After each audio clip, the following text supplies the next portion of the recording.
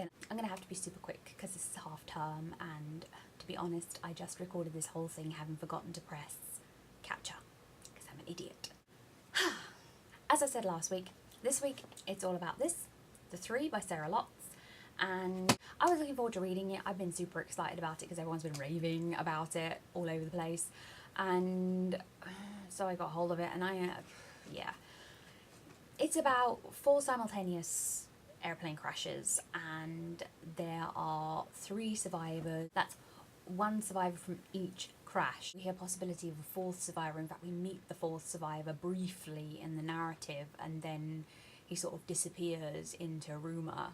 And these 3 survivors are children, and let's just say it's somewhat surprising that they've managed to survive considering the severity of the crashes.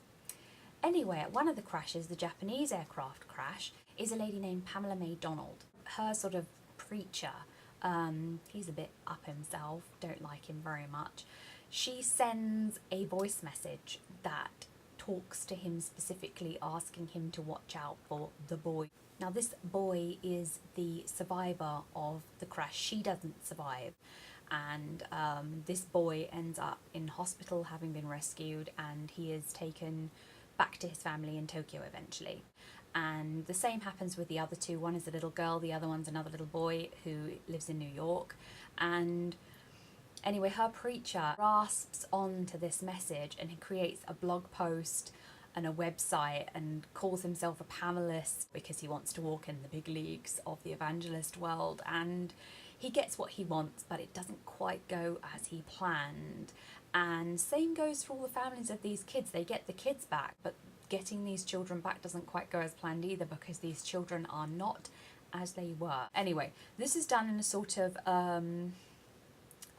what's the word I'm looking for? It's interviews and statements, and that's because it's sort of like being compiled by a reporter, Elspeth Martins, for the purposes of writing a book. Naturally, everything goes horrendously wrong. The Pamelist thing gets completely out of control and becomes sort of a cult.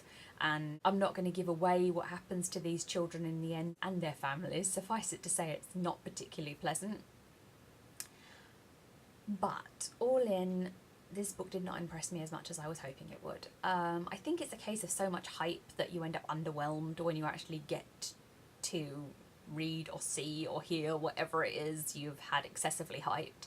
It was very well written, the characters were very well drawn, and it was engrossing, and the style was very engrossing, but I just felt like the payoff of a lot of it was not just predictable, but I finished the book underwhelmed. That's not to say that I wouldn't read the 4 to see where she's taking it. I'd be interested to see where she's taking it. I just kind of didn't end the book feeling like, wow, I loved this. And I do love thrillers. I especially love sort of paranormal or sort of cultish thrillers, anything that has that kind of occult or paranormal or strange side to it, which is why I love True Detective. Loved it to bits, even though it turned out to be not really occulty. That's not what matters. What matters is the depth and flavour that sort of layer in the storytelling can bring. They did it perfectly in True Detective, and I feel like she didn't do it too perfectly here, even though we know from very early on, I'm not giving anything away, we know from very early on that these children are not children, they're not right. But yeah, that's The Three by Sarah Lotz. It's an intriguing book, very interesting book, and a lot more people have been completely blown away by it than I've been. You might love it, so give it a shot. Next week, to my delight, I will be moving on to a review of P.G. Wodehouse's Leave It to Smith. I love P.G. Wodehouse, so it's pretty much guaranteed that I am just going to be spewing the Wodehouse love all over that sounds really rude. I'll be talking with much enthusiasm about how much I love P.G. Wodehouse and therefore Leave It to Smith, which I read before. I have read it before. I've read lots of Wodehouse, lots and lots. I kind of gorged on it when I was younger because he just makes me snort laugh. I was reading Leave It to Smith in the school car park with the windows down because it was sunny and snort laughing and everyone was staring. I'm like, deal with it, you know? Can't help it.